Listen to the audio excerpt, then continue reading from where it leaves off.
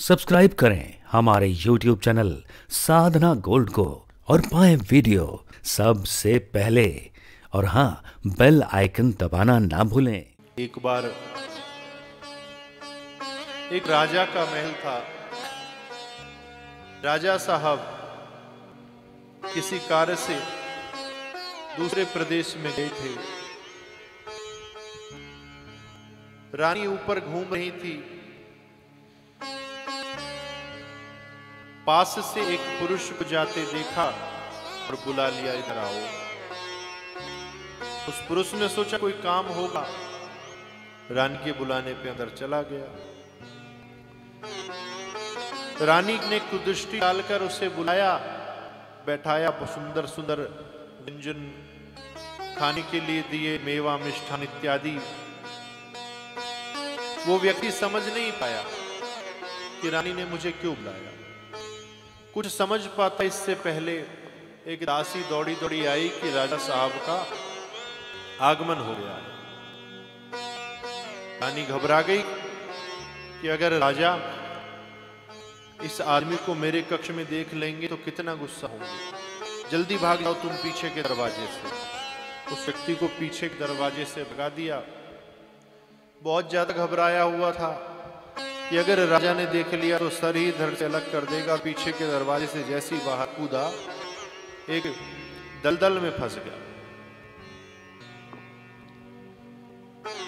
रात भर उस दलदल में फंसा रहा, और दलदल भी कोई ऐसा वैसा नहीं, पूरे राजमहल का मलमूत्र जहां पर इकट्ठा होता था, उस दलदल में वो व्यक्ति फंसा रहा पूरा।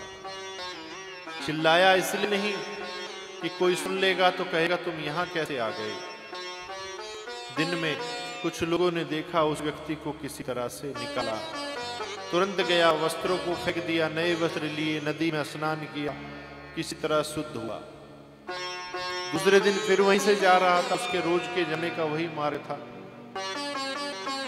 रानी ने फिर देखा, फिर रानी अकेली थी और जाते देखा और उस व्यक्ति को बुलाया, इधर आओ, आप बताओ उस व्यक्ति की जगह अगर आप होते तो क्या कहते? बुलाने पर जाते कि नहीं जाते? नहीं जाते। आप लोग जाते कि नहीं जाते? उस व्यक्ति ने हाथ जोड़ लिया, महारानी मैं नहीं आऊंगा। एक बार तुम्हारे बुलाने पर आया तो सारी रात्र मलमूत्र में फंसा रहा। राजा को पता चल जाता तो गर्दन भी अलग हो जाती। दोबारा फिर मरने के लिए यहां पर कौन आएगा?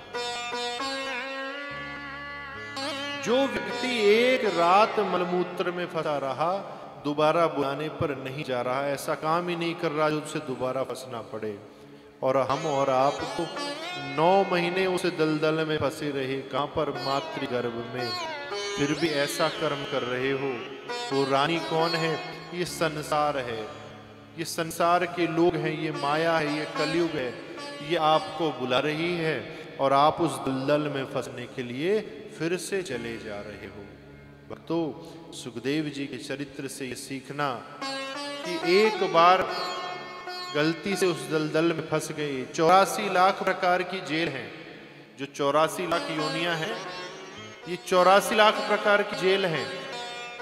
और उनमें से सिर्फ मनुष्य का जो जीवन हमें मिला है, यही जेल ऐसी है जिसमें जमानत का कोई ऑप्शन है, जिसे आप बाहर आ सकते हो।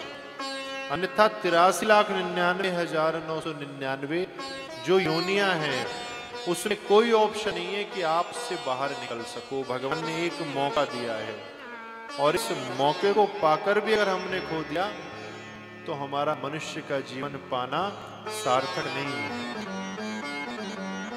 ये सारी कथा सुखदेव जी ने व्यास जी को सुनाई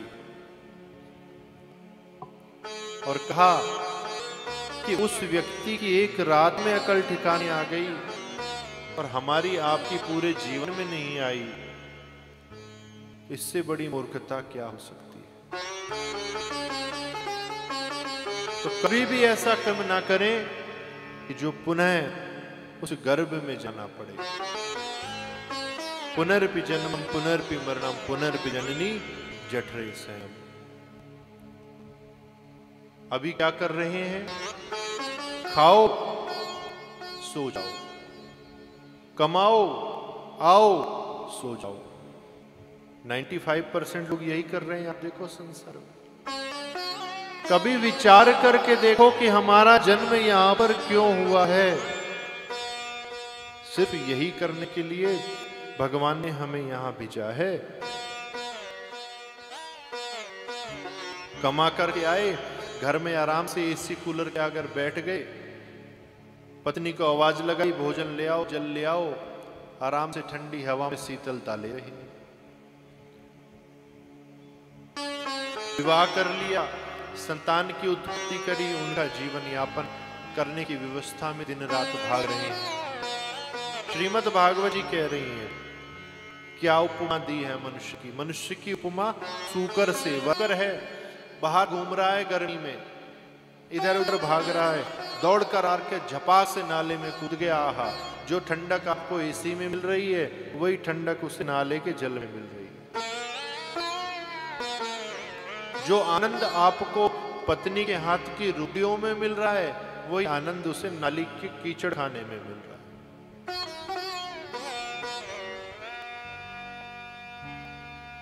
आपसे तेजी से अपने परिवार को बढ़ा रहा है। एक बार में 12 बालक जन्म ले रहे हैं, सब बड़े हो जा रहे हैं, फिर 12 ले रहे हैं। किस चीज में वो हमसे पीछे है बताओ। लोगों से हम चर्चा करते हैं, भजन करो, बोले नहीं, हम तो बस आराम से कमाते हैं, खाते हैं, किसी के बारे में बुरा नहीं सोचते। और हमने कहीं पढ़ा था कि कर्म ही पूजा है, इसलिए हम कर्म आराम से करते हैं और उसमें हमारी पूजा हो जाती है। भक्तों, जिस प्रकार से श्वास लेना कर्म नहीं है, पलक झपकना कर्म नहीं है, क्या इतनी देर बैठते हो, गिनकर श्वास लेते हो? जब से कथा में आप आकर बैठे हो, आपको पता है आपने कितनी बार श्वास ली है? किस किस को पता है?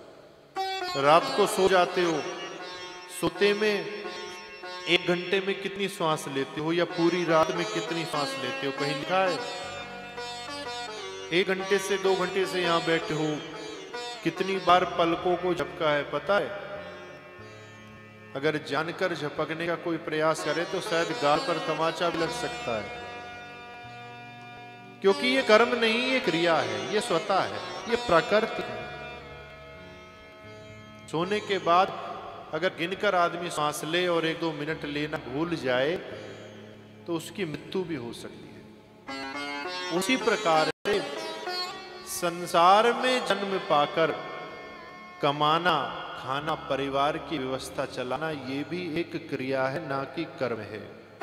जो व्यक्ति मनुष्य का जीवन पाने के बाद ऐसा नहीं करता, उसका जीवन पशु से भी ज्यादा निकृष्ट कहा गया है हमारे सब ग्रंथों में। एक पशु भी अपने परिवार की व्यवस्था बहुत अच्छे से चला लेता है, यहाँ तक कि अपने मालिक का भी पेट भर देता है। गधा होता है, इतना भार ढोता है, इतना भार ढोता है कि अपने परिवार का भी भोजन चला देता है और अपने मालिक के परिवार का भी भोजन चला देता है।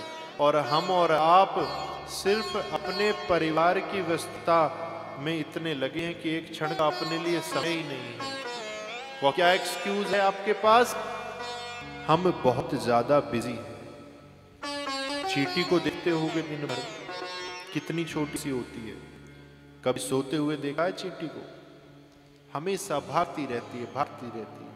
अगर चींटी का शरीर हमारे जितना हो ना, तो एक दिन में जितना सफर वो करती है, यहाँ से वृंदावन एक दिन में पैदल पहुंच जाए जितना वो चल लेती है। उसका शरीर छोटा होता है तो सफर भी कम तय करती है। तो हमसे ज्यादा सफर एक दिन में चींटी तय कर देती है, और हम इतना सुंदर मनुष्य का शरीर पाकर स्वयं को व्यस्त बताकर इस समय को निरर्थक गंवा देते हैं। ये कोई एक्सक्यूज नहीं है, बिजी हैं। आपसे ज्यादा बिजी जो है वो चींटी है।